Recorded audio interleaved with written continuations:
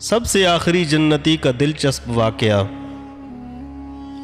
حضرت ابو سعید خدری رضی اللہ تعالیٰ عنہ سے روایت ہے کہ رسول اللہ صلی اللہ علیہ وسلم نے فرمایا، جو آدمی سب سے آخر میں جنت میں داخل ہوگا وہ گرتا پڑتا اور گھسٹتا ہوا دوزخ سے اس حال میں نکلے گا کہ دوزخ کی آگ اسے جلا رہی ہوگی۔ پھر جب وہ دوزخ سے نکل جائے گا تو پھر دوزخ کی طرف پلٹ کر دیکھے گا اور دوزخ سے مخاطب ہو کر کہے گا کہ بڑی بابرکت ہے وہ ذات جس نے مجھے تجھ سے نجات دی، اور اللہ تعالیٰ نے مجھے وہ نعمت عطا فرمائی ہے کہ اولین و آخرین میں سے کسی کو بھی وہ نعمت عطا نہیں فرمائی۔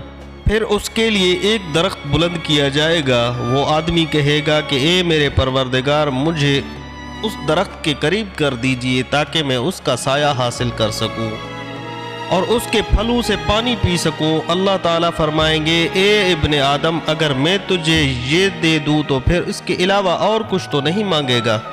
وہ عرض کرے گا کہ نہیں اے میرے پروردگار۔ اللہ تعالیٰ اسے اس کے علاوہ اور نہ مانگنے کا معاہدہ فرمائیں گے اور اللہ تعالیٰ اس کا عذر قبول فرمائیں گے، کیونکہ وہ جنت کی ایسی ایسی نعمتیں دیکھ چکا ہوگا کہ جس پر اسے صبر نہ ہوگا۔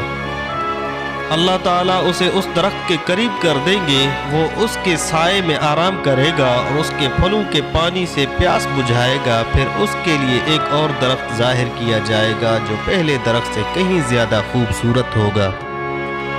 وہ آدمی عرض کرے گا کہ اے میرے پروردگار، مجھے اس درخت کے قریب فرما دیجئے تاکہ میں اس کا سایہ حاصل کروں اور اس کا پانی پیوں، اور اس کے بعد میں اور کوئی سوال نہیں کروں گا۔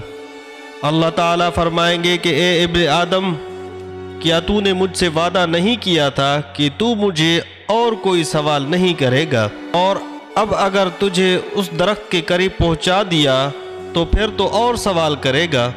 اللہ تعالیٰ پھر اس سے اس بات کا وعدہ لیں گے کہ وہ اور کوئی سوال نہیں کرے گا، تاہم اللہ تعالیٰ اس کے علم میں وہ معذور ہوگا، کیونکہ وہ ایسی ایسی نعمتیں دیکھے گا کہ جس پر وہ صبر نہیں کر سکے گا۔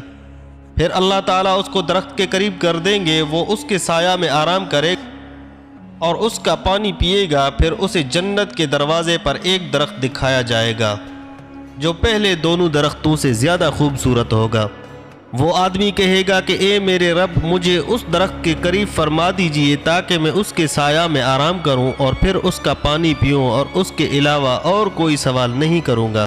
پھر اللہ تعالیٰ اس آدمی سے فرمائیں گے کہ اے ابن آدم، کیا تو نے مجھ سے یہ وعدہ نہیں کیا تھا کہ تو اس کے بعد اور کوئی سوال نہیں کرے گا؟ وہ عرض کرے گا کہ ہاں اے میرے پروردگار، اب میں اس کے بعد اس کے علاوہ اور کوئی سوال نہیں کروں گا۔ اللہ اسے معذور سمجھیں گے، کیونکہ وہ جنت کی ایسی ایسی نعمتیں دیکھے گا جس پر وہ صبر نہیں کر سکے گا۔ پھر اللہ تعالیٰ اسے اس درخت کے قریب کر دیں گے۔ جب وہ اس درخت کے قریب پہنچے گا تو جنت والوں کی آوازیں سنے گا، تو وہ پھر عرض کرے گا کہ اے میرے رب، مجھے اس میں داخل کر دے۔ تو اللہ تعالیٰ فرمائیں گے کہ اے ابن آدم، تیرے سوال کو کون سی چیز روک سکتی ہے؟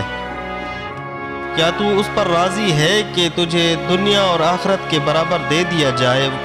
وہ کہے گا کہ اے رب العالمین، تو مجھ سے مذاق کرتا ہے۔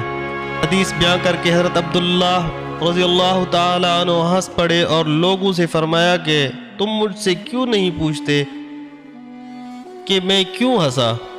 لوگوں نے کہا کہ آپ کس وجہ سے ہنسے؟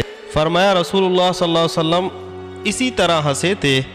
فرمایا اللہ رب العالمین کے ہنسنے کی وجہ، جب یہ آدمی کہے گا کہ آپ رب العالمین ہونے کے باوجود مجھ سے مذاق فرما رہے ہیں، تو اللہ تعالیٰ فرمائیں گے کہ میں تجھ سے مذاق نہیں کرتا، مگر جو چاہوں کرنے پر قادر ہوں۔